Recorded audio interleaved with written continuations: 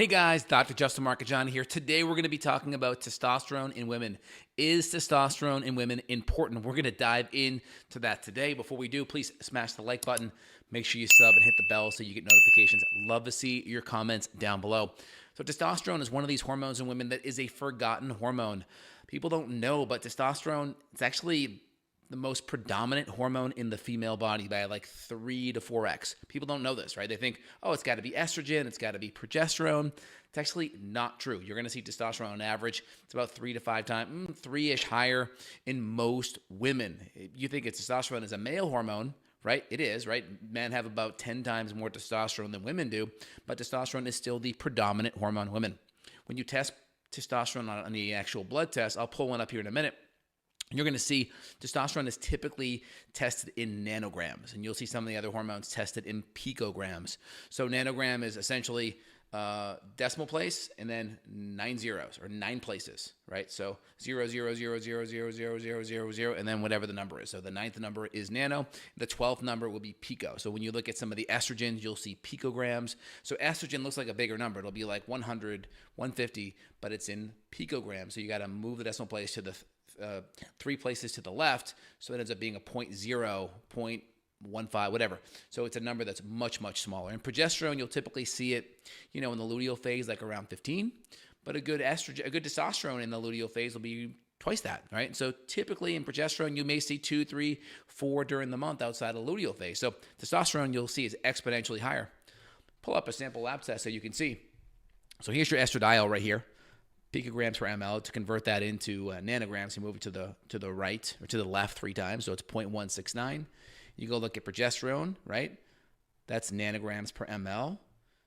And then you have the same thing, testosterone, right? So it's about twice what testosterone is. And again, remember, this is going to be the highest place in a woman's cycle because this was taken in a patient during the luteal phase around day 20. So this is going to be the highest that progesterone typically will be. Outside of that, it'll be less than 1 in the follicular phase, and it can even be much lower during ovulation as well. So luteal phase is the highest, and then you're going to see follicular phase the lowest, and you can see testosterone is much higher than that on average. So pretty cool. Most people don't know that. Now, testosterone, what its importance are. I mean, why is it important? What are the key importances of it? I would say first thing, libido. It's going to play a big role with libido in women. One thing you'll see with women is testosterone a lot of times with hormonal issues can go too high, and usually there's a PCOS component, polycystic ovarian syndrome component. And usually as women, they're eating too much carbs. There's a lot of insulin resistance driving it. The enzyme that converts estrogen to testosterone is a enzyme called the 1720 lyase enzyme. I'll pull up a test here that shows that for you guys so you can see it. But that enzyme is important for converting estrogen to testosterone. And one of the big things that drives that is going to be insulin. And so I'll try to find an image here for you guys live on the spot so you can see what that's looking like here. But that's a big component with a lot of insulin resistance problems, right? So you can see it right here. I'll pull this up here. Yeah, I'll pull that up in a second for you guys so you can see it and make sense of it for you.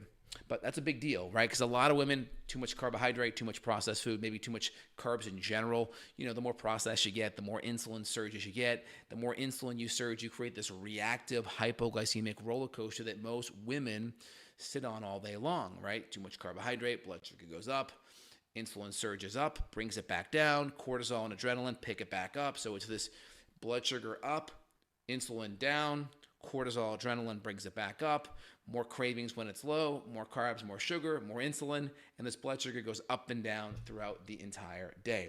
This is it's a big deal, right? Because if you're living your life on this blood sugar roller coaster, guess what's happening to progesterone every time your blood sugar's up and down? Well, progesterone can actually pinch hit for cortisol. And so when blood sugar drops, cortisol and adrenaline help pick it back up. So then you're constantly utilizing and converting your progesterone to cortisol to lift that blood sugar back up. That's a problem because that further creates this progesterone-estrogen imbalance. You start creating more estrogen dominance by dropping out your progesterone. That's a big deal. And so when we look at, here we go here.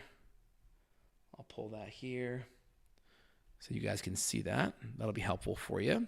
So a couple things here out of the gate for you guys. All right, cool. So a couple things you can see here. So this 1720 lyase enzyme, you'll see it start to convert some of the cortisol some of the hormones downstream to DHEA, and you also see it convert over here to androstenedione right here, and then that brings it into testosterone. So you can see this enzyme 1720 lyase converts more to DHEA, which is a precursor, and then more to androstenedione, which is in just one step above here for testosterone. So that's important. People don't realize that. And so when you're doing that, a couple things happen. One, you're going to start to increase prolactin if you're a female. That starts to dysregulate the cycle. Two, you're going to increase, it's going to throw off the cycle.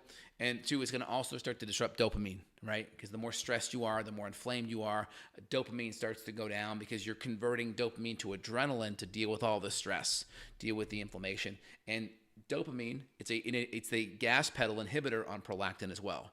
So progesterone hits the gas pedal, hits the brake on prolactin. So if you have good levels of progesterone, you have the brake. Prolactin can't go up. You start to pull your foot off of progesterone starts to go lower, prolactin goes up. Same thing. If you have dopamine, right, you're making good dopamine, you're eating good protein, you're managing your stress well.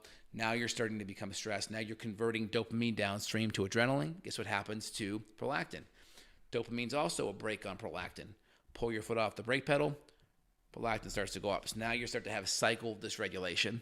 Now you have that 1720 lyase enzyme that's increasing, and that's causing more of your female hormones to convert to your androgens, and then that starts to grow more facial hair growth, right? More on the jawline.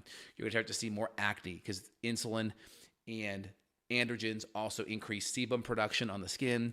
Sebum then feeds the Cutibacterium acnes. That's the name of the bacteria, Cutibacterium. A little funny name there, but it feeds it, and then you start getting cysts and inflammation because of your skin. So that's a big thing out of the gate. Now, testosterone.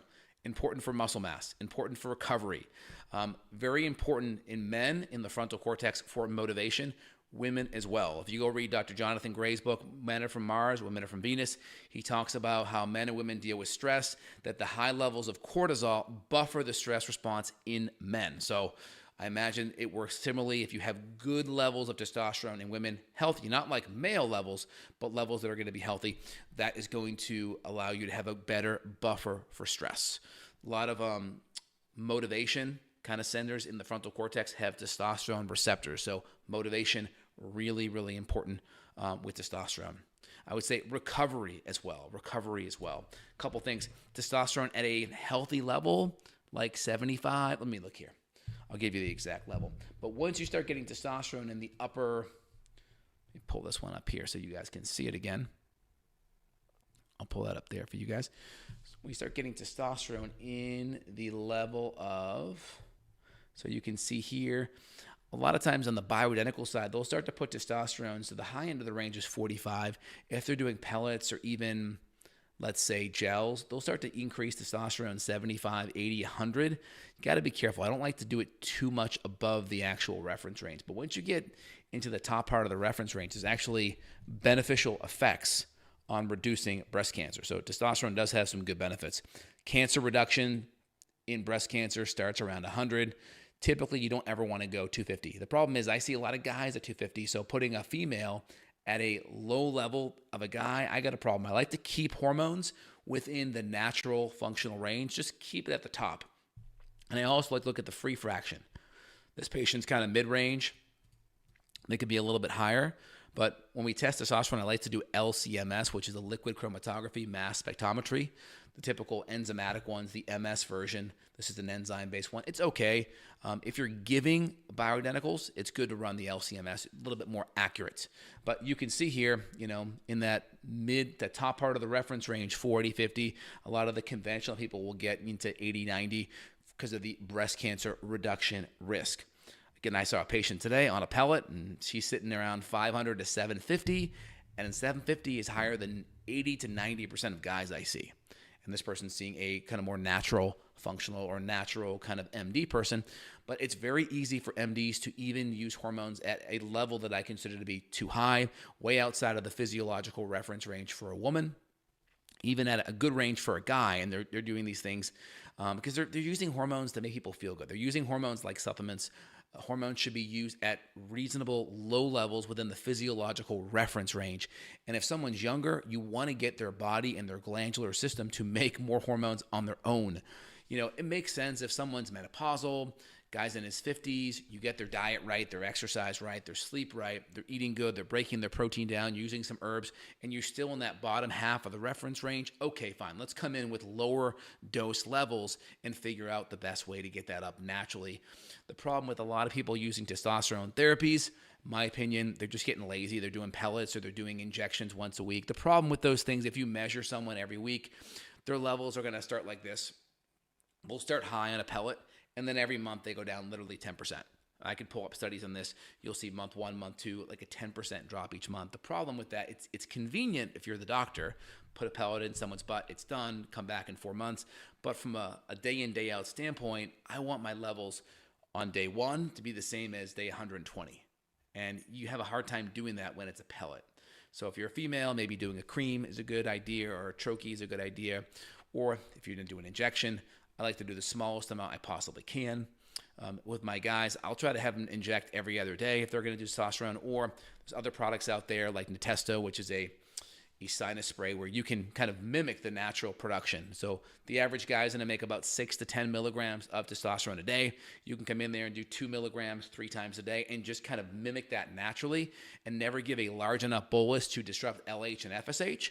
So guys that do the very small microdose, they actually have no testicular atrophy. They have no repression of their LH or FSH. It doesn't drop due to the feedback loop being disrupted. And women will make like 0.5 milligram to 2 to 3 milligrams, so much less. And so I much rather come in there and microdose, whether it's with a gel or something else, injection or a troche or a spray. So it's always better to come in there and actually fill in the gap with the smallest amount of hormone possible. Let the body do the rest. Like, it's silly to come in there with hormones when you're not getting someone to sleep, you're not getting some movement, some resistance training, you're not getting good protein, digestion, and synthesis. So you got to get all these things dialed in first. Now, that being said, the adrenals play a big role. As a woman gets older and they start going more perimenopausal to menopausal, they're not going to get as much hormonal output through their ovaries because the follicle production is now gone, right? They're kind of premature or follicle failure, if you will, because now they're in menopause, which the follicles, essentially you have your ovary, you have FSH starts the month, that's your follicle stimulating hormone, that causes the follicle in the ovary to mature and turn into an egg.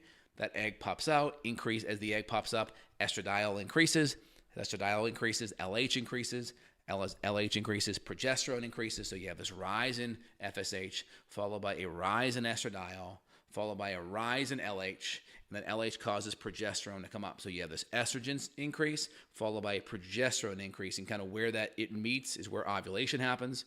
Estrogen kind of peters off throughout the month, and progesterone stays high and then drops. And that's your typical luteal phase, the last half of the cycle. So you have your first half predominated by estrogen, and you have your last half predominated by progesterone. And so really important. And testosterone, guess when testosterone tends to go up the most? Around ovulation. Why? Well, because that increases libido, and that's Mother Nature's way of saying, hey, let's go make some love and make babies, right? That's essentially how that works. And so you can make sure your hormones are dialed in by supporting good, healthy DHEA, because DHEA is made by the adrenals, and it's going to be significantly produced by the ovaries when you're cycling. But when you're not cycling, guess what? You're going to have to rely more on the adrenal glands. So as a woman gets older and gets more perimenopausal, menopausal, you're going to rely more on that DHEA. Now, if a woman's even younger but stressed, under a chronic stress or chronic inflammation, DHEA is going to be a very important kind of building block to help fill in the gaps of the hormones that are missing. So adding in lower doses of DHEA, anywhere between 5 to 15 milligrams, could be helpful. Many doctors use DHEA way too high. Again, my philosophy is coming in with the smallest amount possible. Start low. You can always work your way up. You can always use herbs and things like that to help fill in the gap, like maca or chaste tree or dong quai. These are things that can be very helpful out of the gates. Also, things like ashwagandha, things that can buffer cortisol, theanine, wonderful things to calm cortisol down, help that good HPA axis. That's the brain feedback loop from the brain to the thyroid to the adrenals to the gonads and ovaries. Hope that helps. So in general, testosterone is important for women. Yes, it is. It's the major predominant hormone in the female body by 2 to 3x, maybe even higher in some women. It's a double-edged sword because too high of testosterone is the number one cause of infertility in women. It's called PCOS. The testosterone, high doses of it will cause follicles to grow, and that can cause prolactin issues. and that can disrupt the cycle and cause fertility problems. The number one drug for treating that, guess what? It's metformin or glucophage, which helps with insulin sensitivity. Get your carbs in check, get your nutrients and your blood sugar stuff in check, get the inflammation down, because inflammation and insulin is what's going to drive PCOS.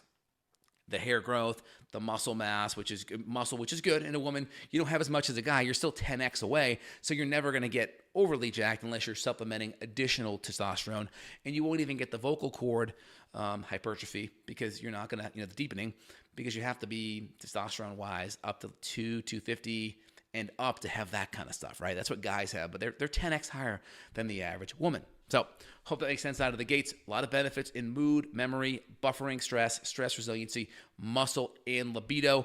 Get your levels looked at. So based on kind of some of the labs that I recommend here, a good level here would be somewhere in the top quarter of the reference range. So 30 to 50 would be good, and somewhere between probably 4.5 to 5. And again, these are levels when you're not on hormones. If you're on hormones, you can always adjust it a little bit. I recommend doing something that you can adjust the dose daily. That gives you the best ability to keep your hormone doses super stable. When you look at some of the data on the pellets, you'll see all kinds of hormonal drop. I'll pull up a study for you. I saw this last night when I was researching a little bit. It was quite fascinating. It was exactly what I thought, based on having tested many people over time. So here you go. Here's a good one right here. This is the exact one I saw last night. All right, good. So you can see here, so this is like 1 month, 2 month, 3 month, 4 month, 5 month, right?